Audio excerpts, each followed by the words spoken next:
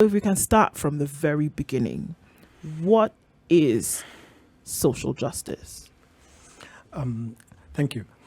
Social justice as a concept first emerged at the beginning of the 19th century in the wake of the Industrial Revolution.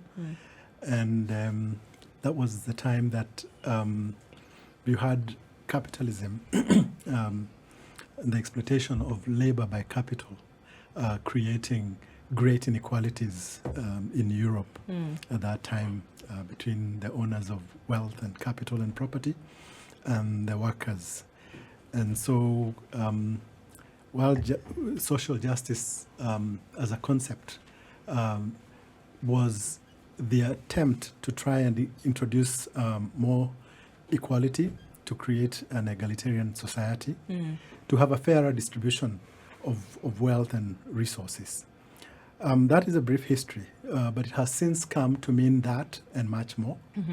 It has come to mean the equitable sharing of the burdens and the benefits of belonging to a society. Right. And the opportunity for everyone to achieve their fullest potential by creating a fair playing ground, and the government, the role of the government in terms of policy in enabling that to happen. Right. Njonjo, you've talked about this, you've written about it, we've seen you very vibrant about social justice, or in many cases, social injustice. Now, coming off the premise of what social justice is, what are some of the social injustices that we see, if we can stick to Kenya, taking this country as an example? What are some of the things that we see? Because now to be able to pinpoint and say, okay, this is what actually happens when there's injustice on a social platform. One hardly knows where to begin. Right. That's a tall order. Because as we all know, given the context that I've already described, Kenya is one of the most unequal societies. We've got serious levels of abject poverty. 46% of our population live under $1 a day. That means they don't know where the next meal is coming from. The inequalities, and these are official figures of the World Bank, shows that 8,300 Kenyans only control almost 64% of the wealth of the nation. Right. Leaving the rest of the 47 million of us to share the rest. So the inequalities are glaring. We see just Kenyans every day struggling. 60% of us in Nairobi live in informal settlements, normally called slums, without basic services, health, education, sanitation, infrastructure. So life in Kenya is just a daily struggle to keep body and soul together. Now, in addition to that, we've got structural violence by the state agencies. We've got the criminalization of poverty, where the police regularly, routinely shoot dead young men, particularly in the same slums, and they just declare them criminals without any due process. Right. We've got violence against women and children, abuse happening in their homes. We've got high levels of unemployment. One hardly knows where to stop. Right. I know. It seems, there's a very, very long list. Take your pick, right? Shopping list. Take your pick in terms of what it is that we're going to look at. Obviously, Njonjo, you, as you're known, you as a human rights advocate and transitional justice expert, you're looking at this and saying, these are things that are happening that should not be happening. Now, there's God's Justice Bible, of course, that was written, and you wrote a brilliant introduction to the book of Exodus in that. And we're able to see that you drew some parallels, which actually I've never seen ever drawn, between what the people of Israel went through that time and what we see as modern governments today. Draw some of those parallels for us to be able to see the similarities between the two. I think most of us, at least the Christians, know and are aware of the story of the Exodus, which is the most formative justice story where God intervenes on behalf of his suffering people. And it's emblematic of God's heart for justice. And we see in Exodus, before God called Moses, we see that the children of Israel had been enslaved for 400 years in a system that oppressed them with forced labor without pay. Systematic. Yes. Right. That discriminated against them on the basis of race because they were Hebrews and their masters were Egyptians. And basically they had lost all hope. They had nothing for themselves, as most slaves do, except the food that they were given in their rations to eat. And we look to this day and think about Kenya. We find those children of Israel did not have land of their own. We find land in Kenya is one of the biggest issues as far as justice is concerned. Access to land. We won independence over 50 years ago, but many of us still do not have much land. We've got huge plantations that are still controlled by descendants of the former colonial masters in Laikipia and elsewhere, where over 2 million acres of land are controlled by the same people, while most of the Kenyans do not have land of their own. We see the unemployment, although people do get paid these days, but the wages that are given are slave wages. People are not able to put food on the table. So that is not very much different from what the Israelites were going through in Egypt at the time. At that time. Yes. Do we need a Moses? and you know, if we need a Moses, we want to look at who Moses was, you know, at that time and what he did. I mean, again, going back to the introduction that you gave to the Exodus and looking at the parallels that you drew, Moses grew up in this system, and then because of the justice that he felt needed to be meted out when he killed this soldier, and then left. Actually, he didn't kill one person. Well, the one case that basically made him flee, right, to go into exile. This one particular case that made him exile himself. Then he now came back as an outsider, outside of the system. Is that what Kenya needs? An outsider to come and save us from all of this social injustice? Moses was obviously an interesting case because he was a Hebrew who grew up in the palace.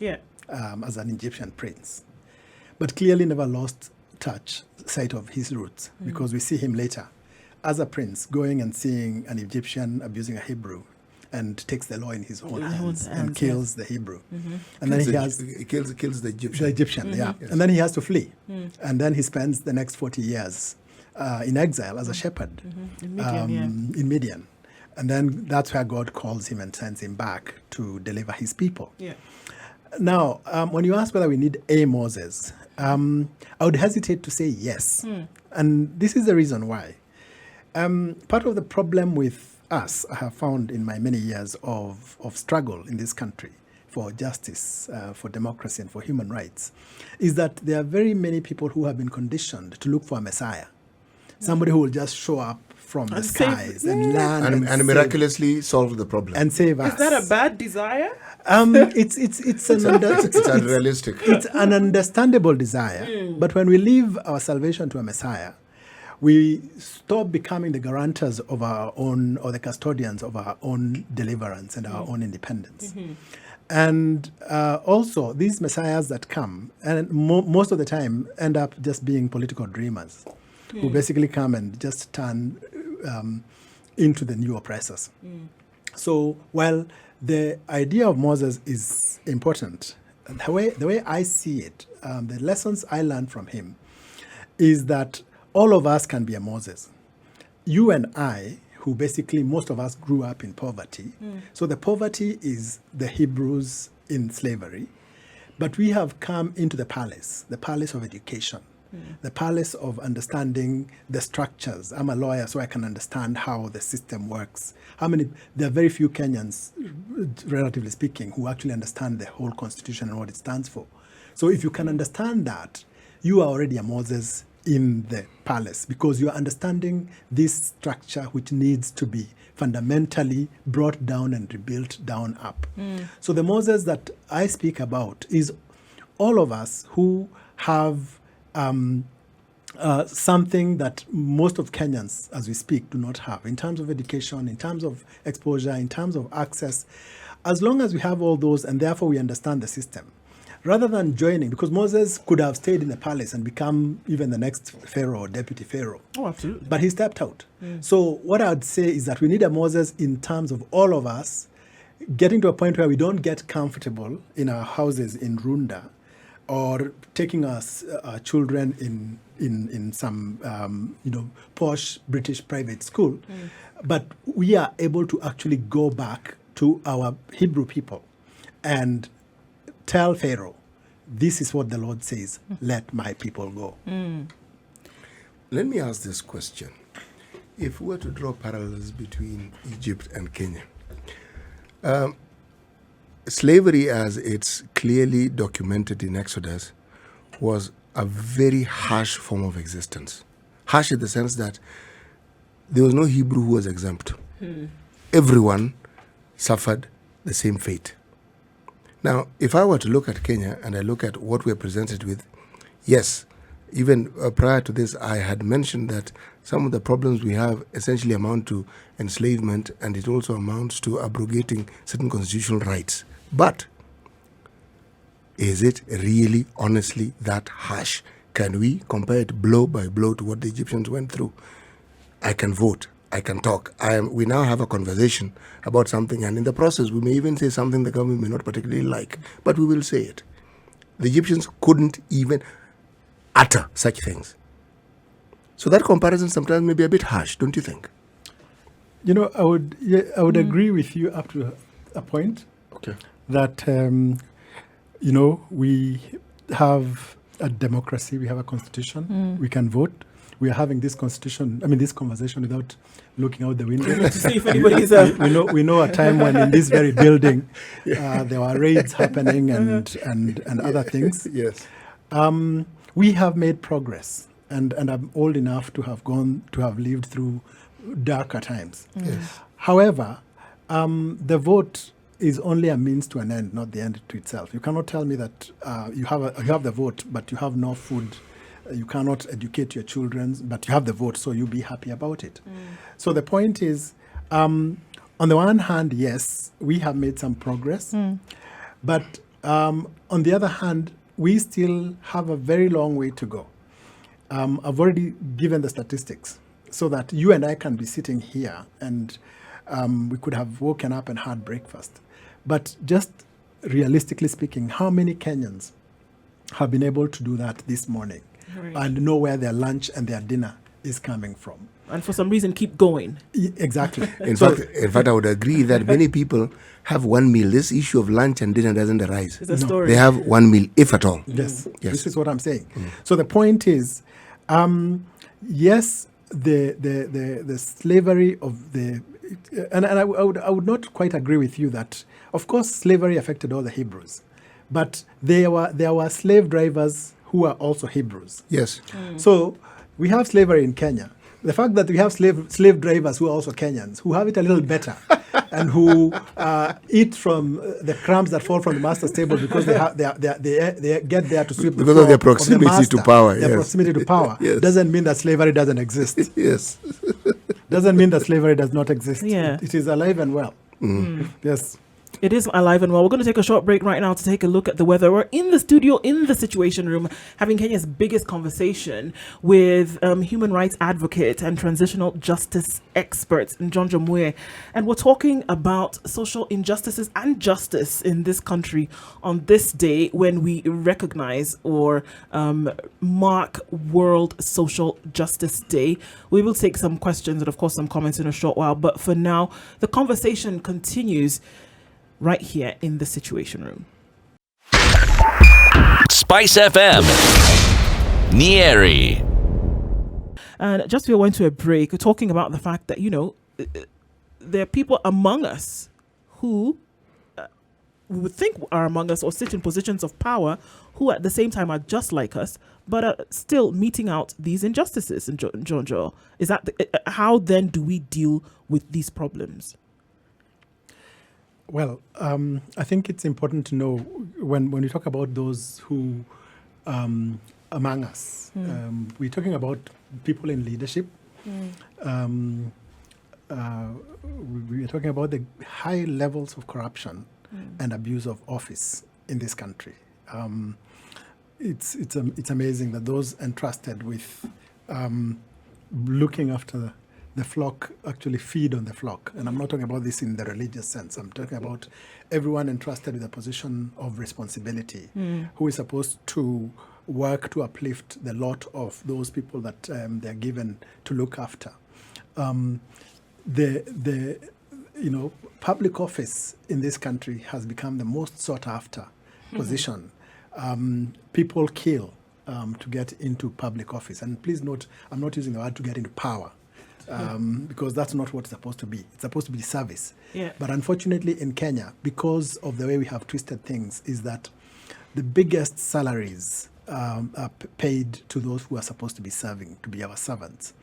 So the kind of the siphoning of these resources through corruption, through these astronomical salaries, through the perks that they give themselves, have drained the public purse to the extent that we can no longer be able to provide the basic services of healthcare, of education, of housing, of a clean environment to the vast majority of our people. And basically, this is what I'm talking about when I say that the people who we, are entrusted to this, then they become the oppressors, and they do everything that they can to maintain that position of power. And then they have because of that, locked us into this grip where the country is not able to go through the transformation it has badly needed since independence. We have remained pretty much with the colonial state as we inherited it. Okay, so then if you talk about things like transition and transformation with the BBI, okay, can't we see ourselves in a situation of transformation? Do you see that as a tool that can take us from what you talk about, the colonial era, the colonial system, to then a place where we should be? What do you think about that? I don't. No? No. No? Okay. No. What do you What think? do you think I'm about not the even BBI? sure If it's a tool, is it a tool that can be used to take us from where having seen injustices taking place, rife, to the crossover, this bridge, crossing over this bridge and then to this place where perhaps these injustices wouldn't take place? Because it's been seen, it's been put forth as a tool, bringing people together, cohesion, unity. You smile, but I don't think it's reaching your eyes. The bridge, as I understand it, was the 2010 Constitution. Yes. We basically had this old Constitution, which was basically drafted for us at Lancaster House by our colonizers. We lived under it. It was an oppressive tool of extraction for like 4 decades.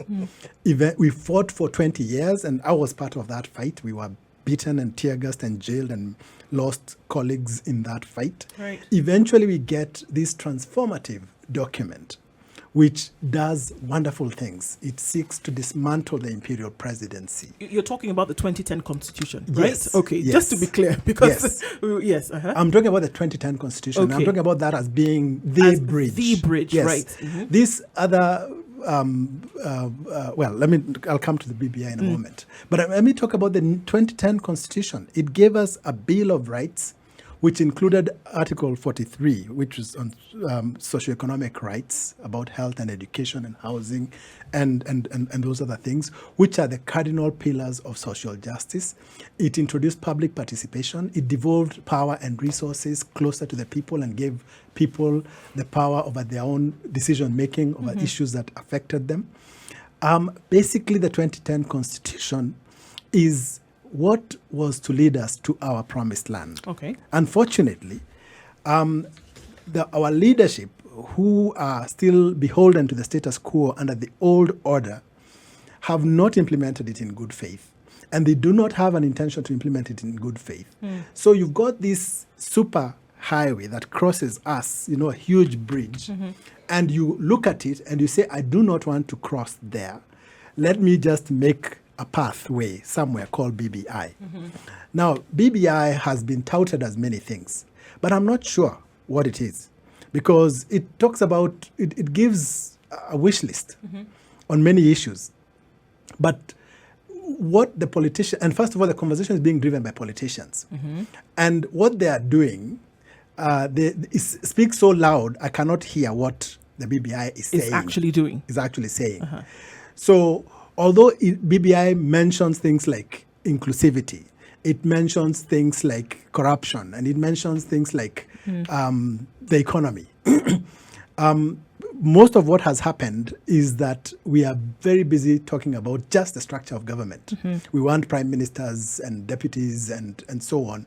And now it has become a tool, not for social justice as you're touting it. It has become a tool to manage the transition in the next election, because that's what politicians are doing about it. So there's that issue. The second issue is about process, is about the fact that there was no public participation in the way that this task force was put together. It is not representative of all shades of political opinion and civil society. It is just, people picked up from God knows where and put there together. And we are big on the process is as important as the product. Right. So you've got that. Then thirdly is the way the conversation is being held. It is being dominated and driven by politicians in political rallies. If you think about how we came up with our new constitution, we had ufungamano, we had bombers, we had serious consultations where Kenyans' opinions were taken in and processed to the point where we owned the outcome of that document that came through. Okay. But right now, if you asked anybody who has read this document called the BBI, it's hardly available even for people to read it and scrutinize it for themselves. Njonjo, you mentioned that the political class has no will. I mean, it's clear to you that the political class has no intention of sorting out issues, using BBI along the way. The whole BBI conversation when it comes to injustice seems to be just that has taken people up in this forum and say, yes, this is what they're actually hoping to do through the process of the BBI to then deal with those issues at the root. Do you see that? No, I don't. Because I'm not sure whether, you see when you watch the rallies on the BBI, it seems like this magic wand that they're waving everywhere. They go to Mombasa and they'll talk about the issues that they know are emotive there, land. They go somewhere else and they talk about it. And it's like, it's become all things to all people. It's choreographed. Okay, yes. But the history of this country is such that, first of all, if they were serious about resolving issues and going to the root, the BBI itself would have started by talking about the other efforts that we have made to do that, to get to the root of the issues. How come there's no mention of the TJRC report, which basically was the one process that really tried to get to the root of the issues, and the report was handed over to the president 6 or 7 years ago, and Parliament has refused to discuss it. It has remained undiscussed and unimplemented. What about the Agenda 4 of the Kofi Annan process, which actually talked about the things that we needed to resolve in the long term? What about, the Ndongo report on land, the Waki report? All those reports, if BBI was serious about helping us to get to the root, it would have started by saying, this is what we have been trying to do. This is why we have failed to do it. This is therefore where because the foundation is there in terms of the analysis. The analysis has been done. Right. But if you read the BBI report, it's like something that somebody sat in the boardroom. They tried to reinvent the wheel. An afternoon and just came up with all these things and came up with this nice wish list. One thing that is quite interesting, on the economy, the BBI says, we need to have 50 years, a leading period of 50 years for the economy. Then you ask, based on what? What happened to Vision 2030? So basically, for me, the BBI is just neither here nor there. Essentially, you're saying it's a political tool. Nothing more. It is, nothing more. Just like you have a political tool that makes interesting noises about things that they think would be concerning to us, and those act as a booster rocket to interest the people. But then when it takes off, the booster rocket is discarded, and the political issues, which are basically about succession, about 2022, about politicians recycling themselves, sharing and of power giving among themselves themselves. positions, telling us about inclusivity. And inclusivity, in their definition, is creating more positions, which basically is not inclusivity. Inclusivity is what the Constitution already provides about, strengthening devolution, about sharing resources, and about public participation to make people know that they are citizens with a stake in this country. But also accountability, because in the absence of accountability, all these things will actually not take place. If you have all these wonderful plans and people can actually do what they want to do and cannot be held to account. Absolutely. Then where do we go? I'm going back to the introduction of the Exodus because, it was short. It was 2 pages, but I think there is easily 100 pages of information that can be gleaned from that. And you talk about then, it wasn't just about Moses going in and saying, let my people go, but it was dealing with the root cause of the injustices. Coming to Kenya or coming to other countries that you've done work in, what do you see as the root cause of injustice in this country that clearly can I add something to yours? Needs to be dealt with? Not just root cause, the perpetuated and the never ending. It continues. It doesn't seem to come to an end.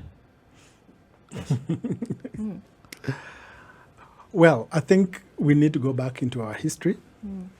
When I want to know about you, really about you, I check your DNA, and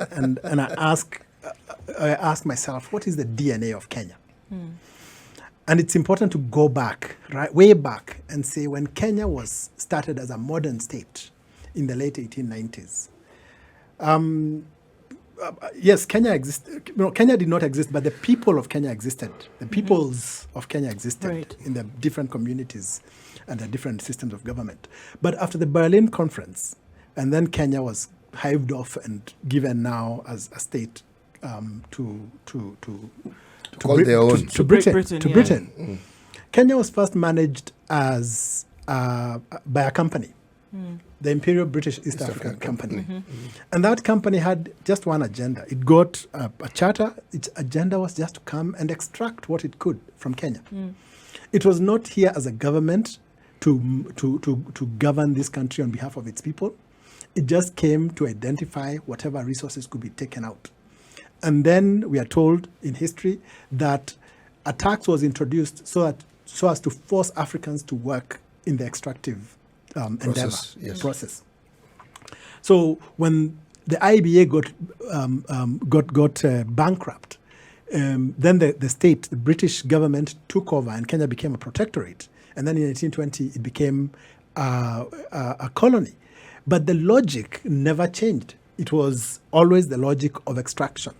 So throughout all those years, throughout the 20th century until independence, it was the colonial government and its elite at that time, the settlers, who basically were just extracting what they could from Kenya. And when independence came, although Kenyans fought hard and gallantly for their independence, unfortunately, at the turnover of independence, the people who took over just became, the only change that happened is the color of their skin. But they took over a system. They took over a system that was in place and entrenched, and it was a system of extraction. Part of the reason why it becomes so difficult to deal with corruption is that it is entrenched in that DNA of extraction. So you're asking about the root cause of injustice in this country is the fact that we have a state with all its infrastructure, with all its coercive forces, but unfortunately it is not here to serve the interests of the people. It is here to extract from the people. In the modern day and age is that it's still extracting on behalf of the multinationals, and also those who are now in charge of the state also take a cut for themselves. So that's why the injustice is that the colonial state was never dismantled and made to work for the people. The 2010 Constitution was the best effort, still is the best effort to do that. But unfortunately, we have not we, but the political elite has refused to implement it in good faith, and instead is taking us on wild goose chases to BBI and other places. Of course, the next question is then, what are we going to do about it? We're going to take a break right now and look at what's happening on the roads. 94.4 Spice FM, Nairobi. What do we do? You know, we've talked about debating and talking and having discussions. My question is there a point at which we actually stop talking and saying, you know, we've talked enough? Or do we continue talking? Well, I am actually of the view that you simply expand the conversation. What is your view? Explain what you mean by expand the conversation. You see, when we talk about social justice, it is assumed that when you mention the word social justice and you talk about equitable distribution, the one thing that people don't mention is the issue of opportunity. They don't talk about privileges. Now, this is something that many people may not even be fully aware that it is a fundamental right that they should have. Now, furthering the conversation simply expands that conversation to the point you say, you know, actually, this isn't a favor someone is doing you. It's actually due to you. It's something you should have. This is something you should have. Part of the problem that enslaves the minds of our people is that absence of knowledge, because this discussion isn't taken to the point where they fully know what it is that they should actually be clamoring for. So they deal with that small thing, which is a pebble in the shoe. Whereas they forget that actually they're actually entitled to several pairs of shoes. Yes. I agree with you. First of all, about talking, I think talking is important because words have power. Words help us to, first of all, create in our minds the kind of world that we want to live in. But I would also agree with you that talking is necessary but not sufficient. I think it's important to then translate what we talk and those ideals into concrete actions. And sometimes it is possible to look at the whole mountain and get overwhelmed because you do not know where to start. But I think if all of us could just look at, you know, where we are and to do our best with what we have, with the area of competency, whether you're in the media, whether you're in civil society, whether you are in the religious sector. But like I agree with you, Siti, in terms of, you know, privilege. A lot of us are in a position of privilege and we are unable to get out of that position. And yet the vast majority of our people who basically, you know, are the ones who are seriously disproportionately affected by injustice. We are basically happy to keep them at an arm's length. And yet, as a Christian, you know, there's this story of Peter and John going to the temple and finding a beggar on the gate of the temple. And he asks them for money. And they say, silver and gold I none. Yeah. But that I have, I give you in the name of Jesus Christ of Nazareth. Rise up and walk.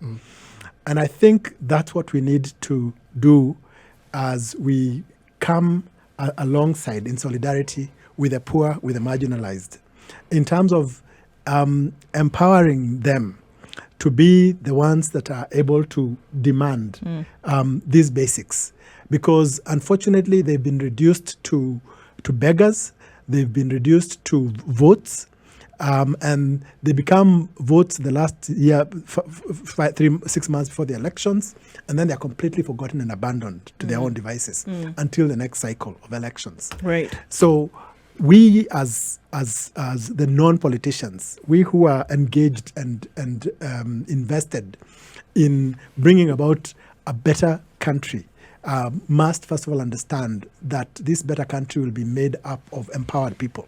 So in terms of educating the citizens, in terms of empowering them, and in terms of making them take the small steps that they need to make in order to stand on their own feet and demand what is rightfully due to them from this system that has been nothing but oppression to them, is critical if we are going to create the just society that we are talking about. Yeah, looking at a complete cycle, you know, there's the work that can be done to make sure that, something can be done about the problem. But then we also live in a society where people want to see that those who are the perpetrators actually pay. Whether we're in Kenya, whether you're in Rwanda, whether you're in Nigeria, whether you're in Yugoslavia, for it to be complete, people want to see that those who meted out this thing actually pay. You were very vocal at some point about the perpetrators actually still being brought to justice. Do you still believe, or do you think that those who are the perpetrators of these injustices will be brought to book sometime in the future, currently, Will we see that? I completely agree with you that those who perpetrate injustices, whether they are post-election violence, whether it's corruption, whether it's killings, whether it's domestic violence, gender-based violence, and so on, they must be brought to justice. It's a basic in the definition of what a society is. We give up our rights to self-defense so that the society can defend us because they have the monopoly of violence. It controls our institutions. And so when that doesn't happen, then we basically are getting into the rule of the jungle, because then I must defend myself. And then you find a complete breakdown in the rule of law. So it's critical and important that due process takes place when a crime happens.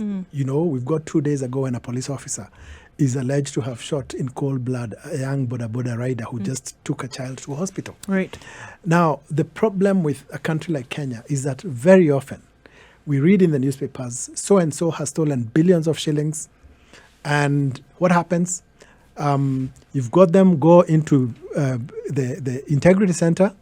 The person who designed our center, by the way, I think had a point in having a revolving door at the entrance, because they go in, they come out, and then that case just somehow disappears. It was remember, it was previously a bank. Yes. Trade bank. And before that, it was a club. Yes, it was a very popular club. Go figure. Yes. DNA. Right. Look at what is inherent, latent issues. So I agree with you that a society cannot stand if those who are perpetrating injustices, those who are committing crimes, get away with it. And we've seen a lot of that in Kenya. And unfortunately, that will come back to haunt any society. That's when you just find situations where entire societies just collapse. Right, because of course, I'm going to go back to the social justice Bible. I'm going to look at Exodus again, and when the people of Israel actually were free from the claws of Pharaoh, it wasn't complete for them until they looked back at the Red Sea and the sea closed, and Pharaoh and his men, had been swallowed up. For them, then it was that they were truly free. It was at that point that they said, okay, we've looked behind, the sea has closed, the threat no longer exists. Let me ask the and question. Now we are able to live. Let me ask the question. Can we see the same that would happen in this country? Before you get the sequences that I forget here, the idol, when did the 10 commandments come in? After they'd crossed the sea or before? After. Okay. No, they never actually were free. Because what was the problem? They went and encountered, at that point, No. the freedom they were seeking. The reason why I'm taking this discussion is, there's a point at which Moses, according to them, took too long. Yeah, that was when he was on top of the mountain receiving, Remember, guidance from God, they've actually right? seen everything you're saying. And now, what do they then do? They were the ones who then put themselves into a situation that was then compromised, right? But if you look at the freedom that they were looking to get at a particular point, they were looking for freedom from Pharaoh. I'm actually agreeing with you in this sense. Yeah? You're talking about the physical movement from the oppression that they had. Exactly. And I'm saying the mindset hadn't really changed that much. That's really what I'm trying to say. Mindset hadn't changed, really. But in terms of looking at breaking away from the claws of the oppressor, it was not complete until the oppressor was punished, and in this case, punishment was death, being swallowed by the sea. Right? I see something different, actually. That's why I'm saying this. I am seeing they saw all that and even understood it. 40 years. They were still wondering about. No, 400. It wasn't 40. 40. Was it 40 or 40? No, they were still wondering about before they reached Canaan. Canaan. No. The length of time that they were in Egypt, it wasn't 40 years. It was 400 years. Right. Yeah. Yes. 400 years of oppression isn't going to go away by just crossing the river and the sea opening up. Right. So if you can bring it to Kenya today in Njonjo and you say, okay, fine, with the social injustices that we've seen in this country since colonization, then it's a mindset thing. It's not necessarily that the perpetrators then are the ones who will be solely to blame for the issues that are well, the perpetrators must be blamed. They must be blamed. But there's another allocation of blame that must be given to the blame. people. That's understanding. A mindset shift needs to take place. It isn't blame, Ndu. It's understanding. It's understanding. Okay. we'll use the parallel since, that's what you brought up. It's clear that I'm going to stick on those parallels. Yes, it's okay. yeah. The thing is, it took, they left Egypt and the sea closed. And there are different forms of justice that are demonstrated. There is retributive justice, which is what you're talking about, that when you've done something, you must be punished. Now, God came and punished Egypt through the 10 plagues, ending in the killing of the firstborn because of what Egypt had done to his people. Yeah. And eventually drowning his entire army, Pharaoh's entire army in the Red Sea. That was retributive justice. But then God also promised them distributive justice and restorative justice by promising them a land of their own. Okay? Says you're going to go to a land with milk and honey.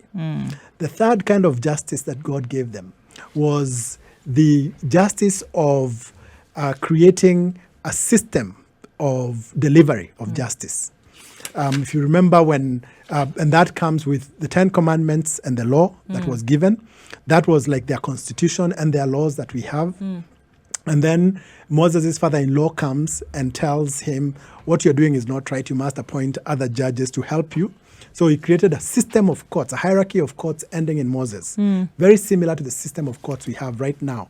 And that not only saved Moses from a burnout, but it also, because that's what his father-in-law told him. His father-in-law didn't want his daughter to become a widow. It prepared someone else. Yes. So let other people share the burden. But that also ensured access to justice because people with small claims could now find other judges to go before they went up on appeal. They didn't all need to go to the Supreme Court. Yes. Then now the question that you're asking about mindset and so on, it is true. Don't forget that the journey, we are told, that from the Red Sea to the Promised Land could have taken place in a couple of weeks, a few weeks. Yes, they could have reached in 2 weeks. Yes. But then they were delayed first because, God took them on a longer route to make sure that they did not turn back when they encountered resistance. So he avoided resistance to begin with. But secondly, they sent the spies and they came back and they said, we can't take the land. God said that whole generation will not enter. So it took them 40 years.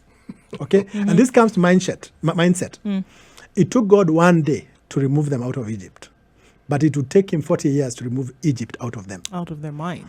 Yes, out of their mind. So in Kenya, in that symbolic way, we left Egypt in 1963. But it has taken us all this time to remove Egypt from our mindsets.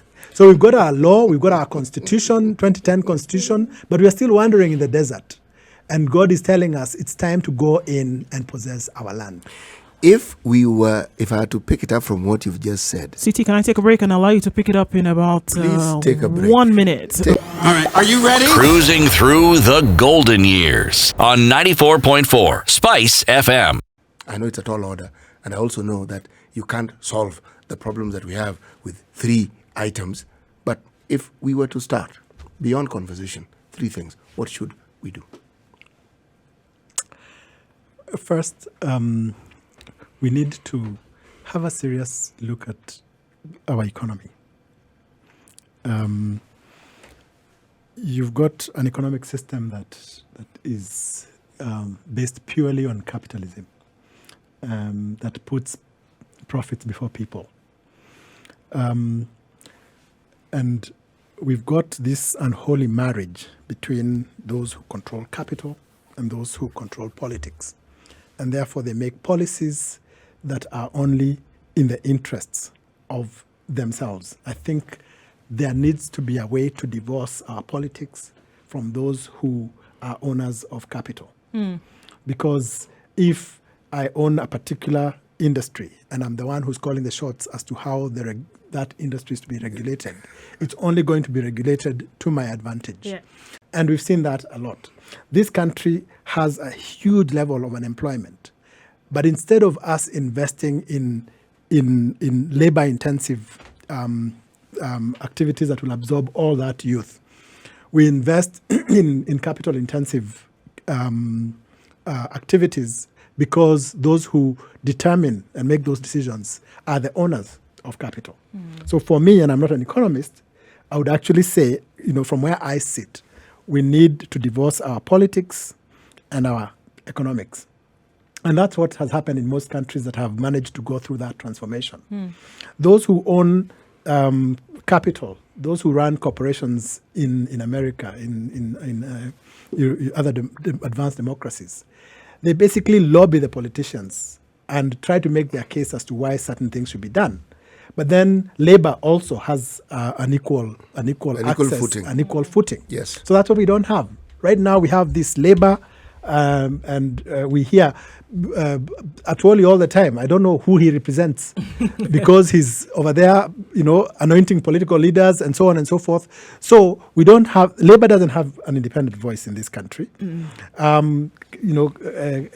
Capital and politics are fused, and therefore we are caught up in this bind where the people do not have a way out. So that's, for me, that's a critical issue. The second issue is, which should actually have been the first, and I've said it more than once, is for us to implement the 2010 Constitution in good faith. All the things that even the BBI is saying that they want to do are in the 2010 Constitution, and much better articulated in a way that the country owns it, because we are the ones who drafted our own constitution, the Bill of Rights, including socio-economic rights, public participation, and all those things, the need to have free, fair, and credible elections to determine who governs us. Unfortunately, what the BBI is trying to do is trying to create a system where democracy doesn't work, that there cannot be losers, that we, the people, cannot fire and hire those we want to govern us. When we fire one person, the other person or whoever, then they come and create some form of alliance, they shake hands, they do whatever. We have this mixed system that, and without, imagine, you work here in the Standard Media Group. Imagine your boss comes and says, we've done an evaluation, CT, you're not doing well, and you're going home, and you're saying, no, I'm not going home. Let's talk about this. Let's have a discussion. Let's have a BBI to build a bridge between me and you. Or in fact, not even between me and you, me and my colleague, while you watch as to how we're going to resolve this. That cannot happen. So we need to entrench democracy. We need to respect human rights. We need to ensure that our economy is transformed so that it can serve people, and so that there can be a level playing field between everybody, and so that any Kenyan born in any part of this country has an equal opportunity, whether male or female, disabled, whoever, have an equal opportunity to realize their fullest potential. All right. On this World Day of Social Justice, what words of motivation do you have for those advocating for different types of social justice in Kenya and around the world? Because it continues, the agitation continues. What words of motivation do you have? I'd like to say that to fight for justice is to stand on the right side of history. Because we are told in the famous quote by Martin Luther King that the arc of the moral universe is long, but it bends towards justice. But not only that, for me as a Christian, it is also to stand with God, because the Bible has over 200 references of justice in the Old Testament alone. It says that justice and righteousness are the foundations of God, the foundation of God's throne. So we are on the right side, and we have this backing from the creator of the universe himself.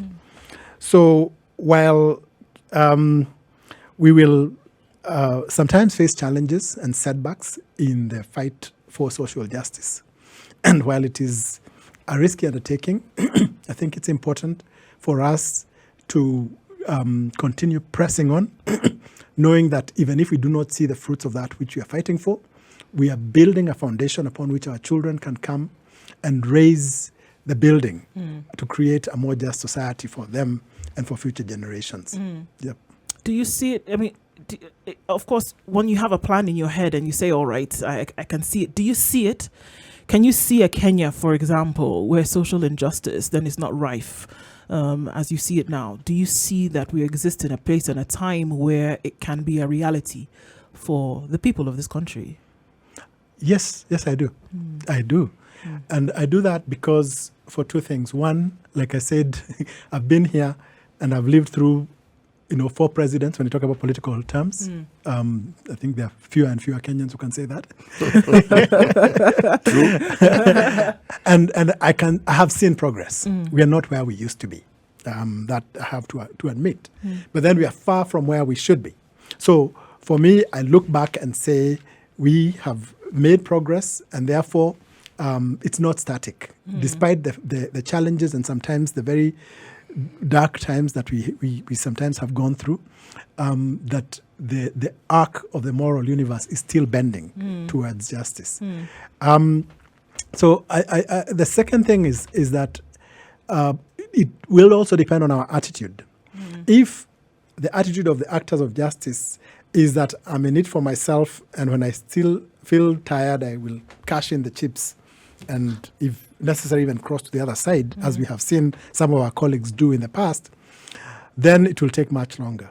However, if our attitude is that the struggle for justice is an existential struggle, which will always be there, that we will just take it to the level we are able to before we hand over the baton and to the next generation, which we hopefully will have prepared and mentored, and for them to take the baton and run their leg, then the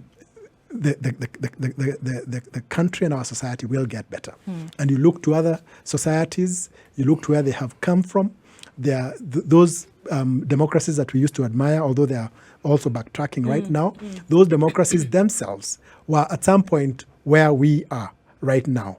And because of people who refuse to give up, even if at some times they were a minority, they were able to build their institutions, they were able to strengthen their societies, they were able to take care of their weak, even as they celebrated their strong, and in so doing, they were able to build societies that were actually societies that could be defined by the pillars of social justice. A lot of the focus on civil society, even as we end, has been on educating the mwananchi.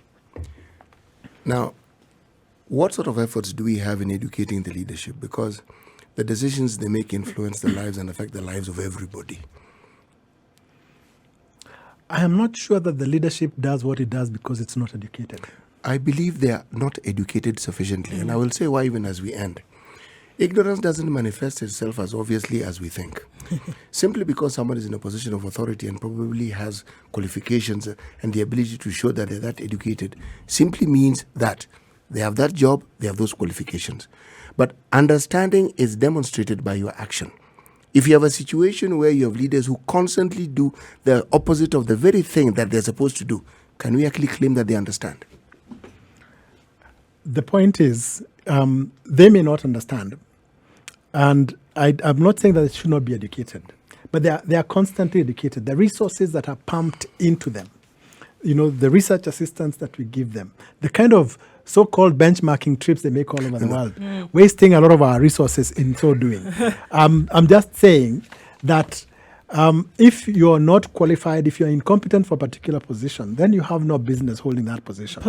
And the way to educate them is actually to make sure that we create a demand, the demand side, when wananchi are actually demanding what is due to them from this leadership. And also for them to see the consequences of their misdeeds. That's the education I'm thinking of. Okay, yeah. Yes. And that's what we're looking at, definitely. I mean, we could talk for a long while, but of course, we have to say thank you very much this morning, Njonjo, for coming in, and as we mark this World Social Justice Day, to continue to look at some of these issues and say, absolutely, need to be talked about. Thank you for coming into the Situation Room this morning.